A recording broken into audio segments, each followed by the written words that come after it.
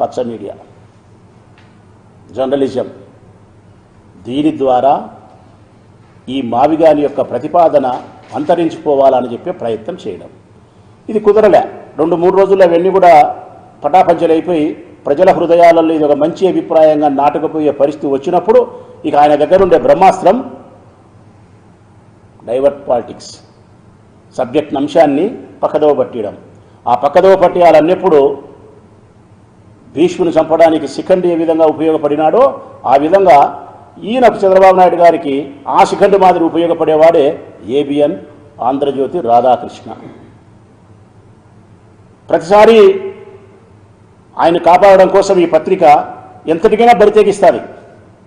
ABN Andhra Jyothi electronic media కానీ పత్రిక కానీ, అది కరపత్రిక, వార్తాపత్రిక కాదు. సత్యం ఉండదు ప్రజలారా. చంద్రబాబు నాయుడును జాకీలు పెట్టి లేపే ప్రయత్నం, జగన్మోహన్ రెడ్డి గారిని అధఃపాతాళానికి తొక్కివేసే ప్రయత్నం. అందులో భాగంగా ఆయన జర్నలిజం అని ఆయన అంటాడు, బ్రోకరిజం అని ప్రపంచం అంటుంది ఆయన. ఆయన జర్నలిజం కాదు, బ్రోకరిజమే రాధాకృష్ణ చేస్తూ ఉండేది. అందులో భాగంగా నిన్న మావిగాని యొక్క విషయాన్ని పక్కదోవ పట్టించే దానికోసం నిన్న శనివారం రోజు ఆంధ్రజ్యోతికి సంబంధించిన ఏబిఎన్ ఆంధ్రజ్యోతికి సంబంధించినటువంటి శనివారం వీకెండ్ స్టోరీస్ వస్తాయి. ప్రతి శనివారం రోజు ఏబిఎన్లో వస్తుంది వీకెండ్ స్టోరీస్ అని. అందులో నిన్న రాధాకృష్ణ గారు మాట్లాడిస్తారు. ఏమని మాట్లాడిస్తారని తెలిసిన ప్రజలారా, ఈ మాటలు చెప్పడానికి అత్యంత బాధాకరం, జిగుప్సాకరం, అవమానకరం, అంతకు మించిగా పెద్ద పెద్ద పదాలు ఉపయోగించలేకపోతున్నా నేను.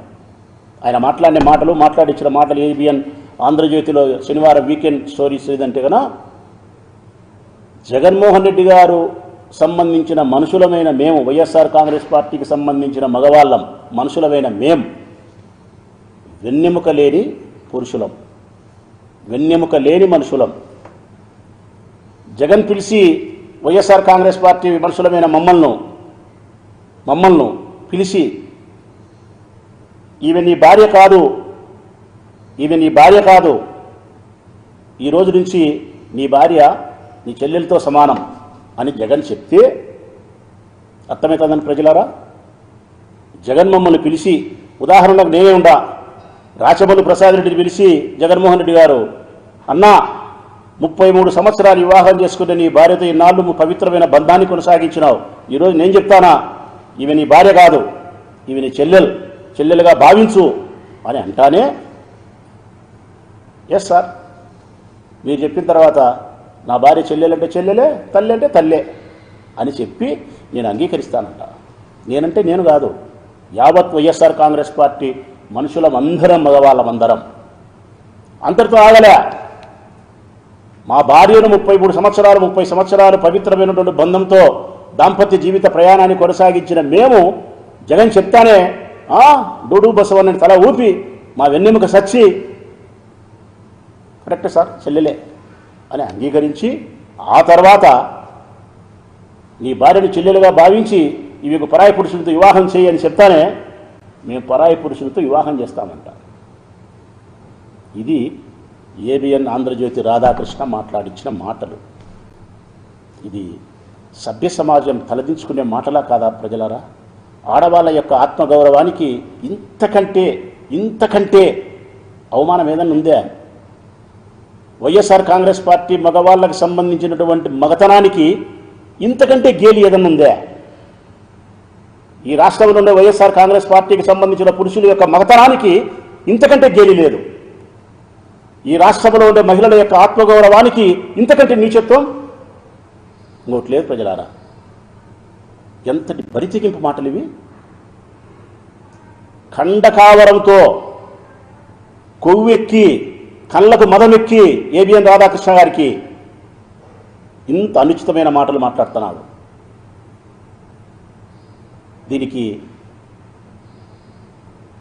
మా నాయకుడైతే, మా జగన్మోహన్ రెడ్డి గారు అయితే ఏమంటారంటే, చాలా బాధాకరమన్నా, కానీ మనం ప్రజాస్వామ్యంలో ఉండాం కాబట్టి ఎంతటి అవమానాన్ని స్వీకరించాల్సిందే, ఎంతటి బాధనైనా మనం దిగమించుకోవాల్సిందే. ఆంధ్రజ్యోతి కార్యాలయం దగ్గర పోయి గాంధేయవాదములో శాంతియుతంగా ధర్నా చేయండి, 4 ప్లే కార్డులు పట్టుకొని స్త్రీల యొక్క ఆత్మగౌరవాన్ని కాపాడు, రాధాకృష్ణ నీ పద్ధతి మార్చుకో, రాధాకృష్ణ నీ చెల్లెలుది పద్ధతి మార్చుకో అని 4 ప్లే కార్డులు పట్టుకొని ఆంధ్రజ్యోతి కార్యాలయం దగ్గరికి పోయి ప్రజాస్వామ్యబద్ధంగా ఒక ధర్నా చేసి మళ్ళీ ఇంటికి వచ్చి మీ పిల్లలతో మెట్టుదెబ్బలు తినండి అని చెప్తాడు. నా చేసి వచ్చినాక ఇంటికి వచ్చి మా పిల్లలు బూట్ కాలుతుంది అంటారు ప్రజలారా, చేత్తో కూడా అన్నారు. ఒరే ముండమోపి, నీ ముండమోపి రాజకీయాల కోసం మమ్మల్ని బజారుకి ఈడ్చి మీరు ఇన్నాళ్ళు మాతో సంసారం చేసి పవిత్రమైనటువంటి మన బంధాన్ని చెల్లెలుగా నువ్వు మారుస్తే అని సార్ చెప్తానే ఒప్పుకొని మళ్ళీ నువ్వు చెప్తానే మేము ఇంకొక పురుషునితో పెళ్లి చేసుకొని, ఆయన అంటున్నాడు అందమైన మాటలు, అవి పురుషునితో పెళ్లి చేసుకోవడం కాదు ఆయన చెప్పే మాటలు. ఇంకొక పురుషుని పరాయి పురుషుని యొక్క పడక గదికి పో అంటే మేము తల ఉంచి పడక గదికి పోయి మంచం ఎక్కుతామా, మెట్టుతో కొడతామా కొడక అని చెప్పి మమ్మల్ని మెట్టుతో కొడతారు సార్. కానీ మా నాయకుడు ఎట్టడంటే ఎంత ప్రజాస్వామ్యబద్ధంగా జీవించాలో అంత ప్రజాస్వామ్యబద్ధంగా జీవించండి అన్న అంటాడు. కానీ ఇది క్షమించరాని తప్పు రాధాకృష్ణ. నా వ్యక్తిగత అభిప్రాయం అయితే నీ కార్యాలయం దగ్గరకు వచ్చి ప్లే కార్డు పట్టుకొని ధర్నా చేయాల్సిన అంశం అయితే కాదు. వైఎస్ఆర్ కాంగ్రెస్ పార్టీకి సంబంధించినటువంటి ఆంధ్రప్రదేశ్ రాష్ట్రంలోని ఏ మహిళ అయినా సరే, లేకపోతే ఆ మహిళలకు బాసటగా వేరే పరాయి మహిళలను సరే బాసటగా నిలబడి నీ ఇంటికి వచ్చి నీ నాలుక కోసి ఉప్పు కారం పెట్టి ఊరగాయ వండితే కానీ ఈ రాయలసీమ ఆడబిడ్డల యొక్క పౌరుషం శాంతించదు. నీకు ఇదే జరుగుతుంది, నేను చెప్తాను కదా, ఇదే జరుగుతుంది. నీకు మనసుకు గాయమైనప్పుడు, స్త్రీల యొక్క ఆత్మగౌరవాన్ని కించపరుస్తూ రాజకీయ ప్రయోజనాల కోసం నువ్వు బ్రోకరేజం చేసినప్పుడు పర్యవసనాలు ఈ విధంగానే తీవ్రంగా ఉంటాయి. ఏదో ఒక నాడు చాలా తీవ్రంగా ఉంటాయి. అసలు బంధాల యొక్క పవిత్రతకి భంగం కలిగించడం లేదా ప్రజలారా, అక్క చెల్లెమ్మలారా?